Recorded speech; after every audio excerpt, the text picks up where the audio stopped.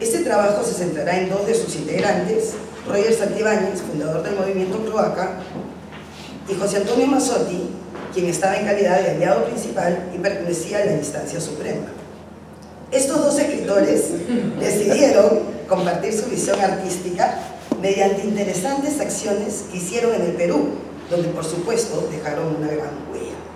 Estos autores panfletearon manifiestos, hicieron presentaciones emblemáticas de poemarios, escribieron puntualizando detalles que muchos políticos corruptos ejecutaban, y aunque duró poco, Cloaca tuvo una posición importante en el ambiente artístico, ya que abiertamente condenaba al gobierno y a toda la sociedad corrupta que permitía el abuso y la violencia. Hay que romper con todo, promulgó Roger Santibáñez en 1982. Y él no solamente se refería a los modos tradicionales y políticos que se vivían en ese momento en el Perú, sino a la creación de un lenguaje poético para expresarse. Era obviamente difícil ser innovador, puesto que los escritores del 80 tenían grandes maestros, como César Vallejo, César Moro, Martín Adán, José Emilio Wefalen, Lucho Hernández, Antonio Cisneros, entre otros. La complejidad de ser innovador después de tener tantos maravillosos escritores era un reto. Reconocidos en el Perú y con una serie de poemarios ya publicados, estos dos escritores llegan a los Estados Unidos en 1988, Mazzotti, y en el 2000, Santibáñez, para culminar sus estudios de posgrado. Luego de obtener un doctorado en literatura y a medida que pasaba la estadía en los Estados Unidos, seguían cultivando la poesía. A lo largo de estos años han publicado varios poemarios, pero lo que el trabajo en curso analiza son específicamente los textos poéticos Amastris, publicado en 2007, La Branda, en el 2008, de Roger Santibáñez, y Sacra Bocata, en el 2006, y Las Flores del Mol, en el 2009, de José Antonio Mazzotti. En ambos poetas se reconoce un nuevo tipo de lenguaje a partir de los poemarios mencionados, mediante la creación de imágenes que responden a vivencias o experiencias, pero también anhelos e idealizaciones de sus ciudades originarias, correspondientes a un exilio. Los poemas analizados destacan una vuelta al pasado, tal vez idealizado, pero afín con el recinto en el cual habitan. Asimismo, la configuración del lenguaje poético va a recaer en la fusión de diferentes vocablos de registros lingüísticos, ya sea en inglés, latín, español o quechua. El discurso lírico se enriquece musicalmente y además la cadencia explícita se encadena a través de sílabas onomatopéyicas que muchas veces crean un nuevo tipo de aliteración.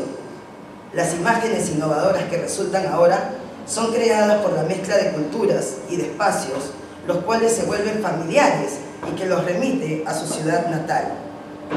Poco después de su llegada a Estados Unidos, Roger Santibáñez fue cautivado por el movimiento neobarroco o neobarroso, es decir, se identificó desde el primer momento con muchos autores latinoamericanos que seguían principios poéticos afines, como la cadencia del verso, la sonoridad como característica básica, la dislocación del lenguaje, la ilógica del sentido y la visualización de la imagen, es decir, características que enriquecían el lenguaje propiamente tal. El mismo Santibáñez afirma, y cito, «El panorama de nuestra lírica continental es muy amplio y extensamente rico, pero podemos afirmar que a partir de la revolución neobarroca o neobarrosa se abrió un nuevo periodo, el de la experimentación verbal, la superación del ya manido conversacionalismo al uso, las vías de transformación mediante una poesía del lenguaje que llama la atención sobre sí misma, sin temor al hermetismo, creando un ámbito aparte y autónomo, sin referentes directos a la realidad». Fin de cita. Precisando ideas de otros poetas como Ezra Pound y su lema «Poetry is Speech», Santibáñez siempre ha tratado de renovar el lenguaje. La ruptura con el conversacionalismo y con el coloquialismo lo llevó a buscar una forma totalmente nueva de expresarse, y el mismo poeta afirma que todo esto produjo que lo acercara, y cito, a una expresión que busca iluminarse y trabajar el poema como consecuencia fónica, explotando sus múltiples sonoridades y aliteraciones significativas. Fin de cita. De esa manera, en su lejanía, el mismo poeta escribe un artículo titulado del movimiento cloaca a la nueva poesía, un testimonio por Roger Santibáñez, en el cual el mismo poeta afirma que, y cito, el vacío de la sociedad contemporánea influye enormemente en el poeta, llevándolo a la sensación de algo tremendo, poderoso e inconcebible que nos rodea. Es decir, Santibáñez se va a alejar de ese coloquialismo, ese lenguaje lumpen, y va a prestar mucho más énfasis en los sonidos, en la cadencia y musicalidad de las palabras. Amastris consta de 4 partes. En este poemario ya se encuentran inserciones de palabras latinas, como el mismo título sugiere, Amastris, que puede significar un lugar utópico donde el amor debe ser el motor. Luego, el uso del inglés en ciertas instancias es notorio, sobre todo en el epígrafe Ear for the Sea Search de Pound, el cual además advierte al lector sobre el rigor en cuanto al sonido. Pero realmente es en la branda donde se da esta combinación o mezcla de idiomas, al titular las diferentes secciones del poemario o algunos títulos como Whole, que inicia el poemario, seguidos de textos titulados Stretchy, Winter, Snow, Modesto, Garage, Almost, Oscila y Asila, entre otros. Todas estas innovaciones corresponden a vivir en el exilio bajo 2 idiomas que siempre están confrontándose. Al unir los términos, el poeta juega con los sonidos de las palabras y así, lúdicamente, encontramos pares de palabras que se utilizan con un fin onomatopédico, porque el sonido y la cadencia es lo primordial. Así nos encontramos con poemas como Interdensas, que comienza con versos como blanco irisado, manto, cubre la ubre, del mundo umbría, umbrella, de la mía sorella, en el solsticio agonizante. Este sonido, además de entregarle a los versos la musicalidad, le brinda una especie de movimiento que es fácil visualizar y poder ser transportado por esos sonidos a espacios determinados. Sin embargo, la intensidad musical se deja ver al final del poema 2 de Interdensas, cuando la voz lírica enfatiza, y cito, rumor salvaje regado o riesgo, entre chocar de rocas metidas, en tu alma húmeda hamaca detergente, pac, at,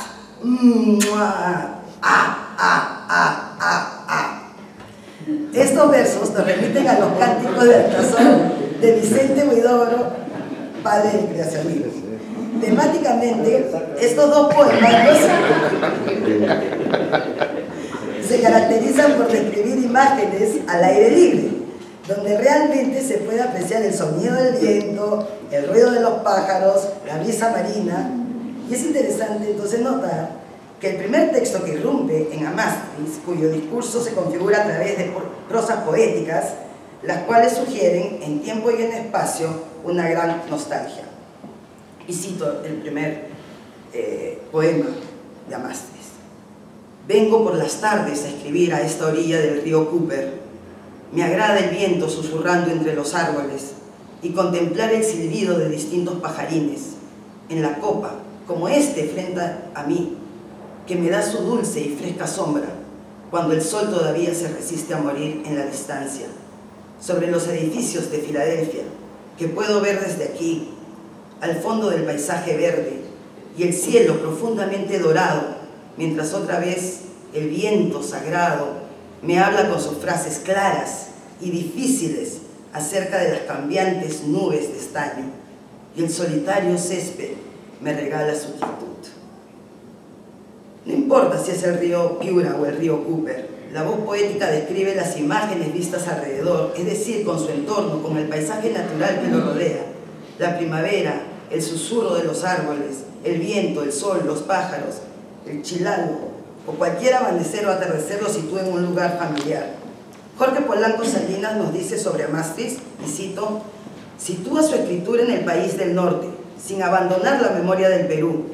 Filadelfia se aúna en el recuerdo con Piura, iniciando el recorrido del libro a través de unas delicadas y bellas prosas poéticas. Para el teórico Gastón Bachelard existen diferentes tipos de análisis de poesía. Puede ser la poética de los distintos elementos naturales, como aire, fuego, agua y tierra. Santibáñez es un poeta de aire, ya que según Bachelard, y cito lo que dice Bachelard, el único carácter de las imágenes aéreas que deseamos examinar, su movilidad, refiriendo esa movilidad externa al movilismo que las imágenes aéreas inducen a nuestro ser. Es decir, el poeta de aire pone énfasis en la continuidad de imágenes que se movilizan y que son como proyecciones, reales o ficticias. Estas tienden a hacer una reflexión interior que conlleva hacia una examinación del ser propiamente tal. Es decir, en el caso de Santibáñez, su poesía alude a una ruptura con tendencias anteriores y con una postura de denuncia, tal vez hacia la corrupción de un desengaño literario, pero que a la vez corresponde a un aliento, una voz, un eco en esos impulsos hacia allá una sociedad más equitativa. En cuanto a la poesía de José Antonio Mazzotti, destacamos el uso también de diferentes tipos de lenguas, el inglés, el latín, el español y a veces el quechua. Asimismo, en sus últimos poemarios publicados, Sacra Bocata y Las Flores del Mol, se encuentra una mezcla de ritmos y una repetición de términos con la necesidad de mencionar y visualizar la representación del agua a través de ríos, lagos, mares o por asociación de algún término acuoso. Bachelard, en su libro El agua y los sueños, afirma que los poetas de agua, y cito, reúnen muchas imágenes en donde la imaginación proyecta impresiones íntimas sobre el mundo exterior. Versos como los que encontramos en el poema 23, por ejemplo, de Sacra Bocata, y cito del poema, hasta aquí solo las olas se bastaban para calmar las noches infinitas, su aliento de ciruela, su recuerdo, de líquidos viscosos emergiendo en el rocío de sus flores, así sus aguas jugosas, pegamentos de cera en iglesias que nunca recorrieron los amantes, y la condena eterna del deseo simulado, como si nada pasara, como si nada fuera suficiente, la tristeza del mundo. Asimismo, el recurso de repetir términos que tienen que ver con el agua cae bien en el tema erótico o en los orígenes de la vida. El agua como necesidad vital para la vida en sí hace pensar en la preocupación del poeta hacia la humanidad y el mundo en general. Pasemos entonces a analizar tanto el nuevo lenguaje como las imágenes en los poemarios de Mazzotti. Este poeta lúdicamente usa términos ambiguos que se prestan a la ambivalencia o al entendimiento de dos o más significados. En el epígrafe de Sacra Bocata se nota, y cito, a los amantes de la lengua casta y llana. Este término se puede referir a la lengua castellana, es decir, a la lengua que trajeron los colonizadores españoles provenientes de la región Castilla, o puede ser las características de un registro lingüístico, en este caso del lenguaje poético, por el cual se configura el discurso en dicho texto. Asimismo, el uso de la letra K para precisar una conexión con el quechua en términos como concha, quilla, sacra o colgar, contempla una afinidad con las lenguas no del todo oficiales. Las Flores del Mol, noveno poemario de Mazzotti, es un notable conjunto que consiste en 35 poemas distribuidos en 3 partes. El presente, el pasado y el futuro se dejan ver a través de un lenguaje innovador, donde se repiten términos que tienen que ver con este elemento, el agua. Este poemario es un canto y un homenaje a aquellos seres que han sido silenciados o que no han sido reconocidos a través de su existencia, acallados por el poder y su derivación directa, la muerte. La primera sección lleva como subtítulo DC y evoca el pasado histórico de los Estados Unidos de Norteamérica a través de los 11 textos poéticos que llevan por títulos nombres de museos y sitios históricos. La segunda porción del poemario, titulada Nueva Albión, está compuesta de 12 poemas que evocan el presente cotidiano y coloquial de personajes y sitios o de situaciones banales. La tercera parte de este texto lleva como subtítulo Inmortal, una docena de prosas, poema de Ernesto López E. Y consiste en 12 textos poéticos donde el sujeto lírico se transforma en un alter ego y es seducido por la muerte. Asimismo se encuentra el motivo del tiempo, el cual resalta lo efímero de la existencia y la circularidad de las cosas. En la primera parte del poemario vemos cómo el hablante lírico celebra y enumera a los silenciados en las batallas y a los caídos en las luchas de la independencia. Definitivamente, muchas de las descripciones son referentes a sitios históricos cuyo énfasis se centra en las alusiones a los lagos, mares, ríos, etc. En el poema Jefferson Memorial, la voz poética localiza a este recinto, y cito del poema: al pie del lago que te besa, flotan los patos pardos y los patos amarillos. Además, esta sección es un canto a aquellas personas que no han sido reconocidas, sino más bien han ocupado un lugar subyugado. Mediante un tono nostálgico y enunciativo, el hablante poético menciona muchas tribus indias autóctonas de Norteamérica. Además, la mayoría de estos textos alude a los verdaderos héroes, quienes nunca han sido reconocidos ni mencionados. De alguna manera, esta sección es un reconocimiento y una manera de darle voz a esos seres marginados. En la segunda parte del poemario notamos situaciones banales y cotidianas que hacen referencia constante a algún tópico literario.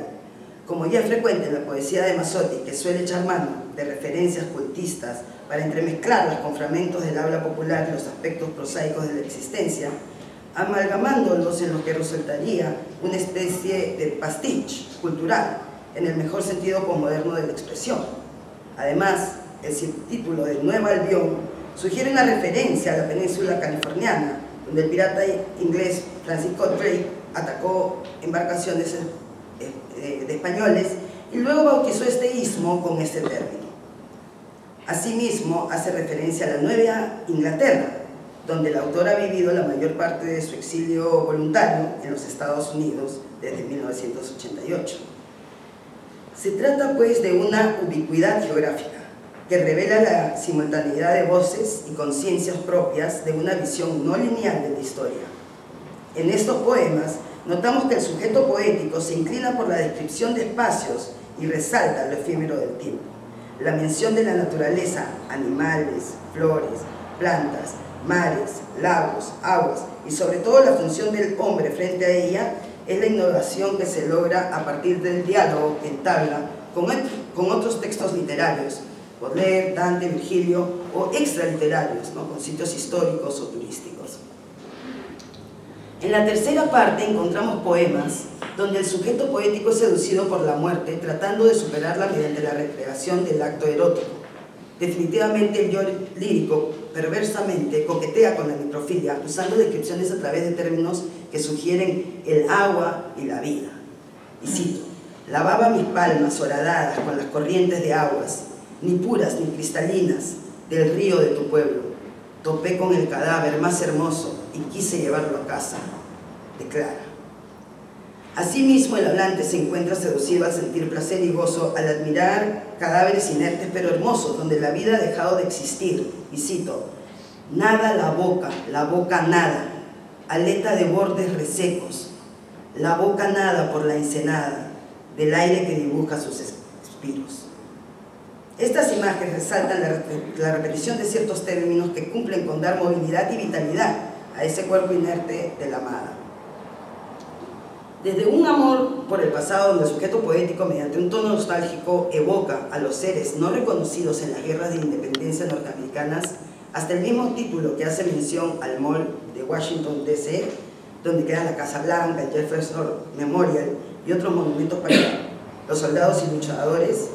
Las Flores del Mall es un libro donde las flores son los poemas en homenaje al amor a la humanidad y un reconocimiento a aquellos que han sido dejados fuera porque no desempeñaron una función privilegiada durante su existencia. Asimismo, el hastío y el tedio vital frente al tiempo y a la repetición de este es vista a través de una voz lúdica e irónica, de profundas raíces humanas y por lo mismo subversivas contra el estado del mundo contemporáneo.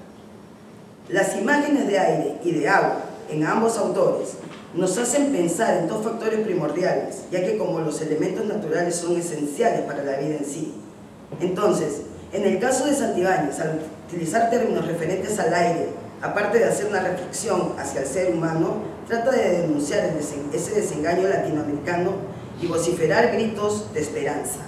En la poesía de Mazzotti notamos que la presencia de palabras asociadas con el agua remiten a una alerta por la importancia del agua como origen de la vida y asimismo al respeto por la diversidad cultural. A modo de conclusión, reitero que estas imágenes creadas destacan descripciones pertenecientes a la experiencia de vivir en nuevos lugares y el tiempo pasado es reflejado a través de la memoria y explorado con un nuevo lenguaje poético que se enriquece en su propio lirismo. El hecho de que estos dos poetas escriban desde el exilio voluntario enaltece en gran medida las imágenes y el sentimiento, sugiriendo una identidad transnacional. Gracias.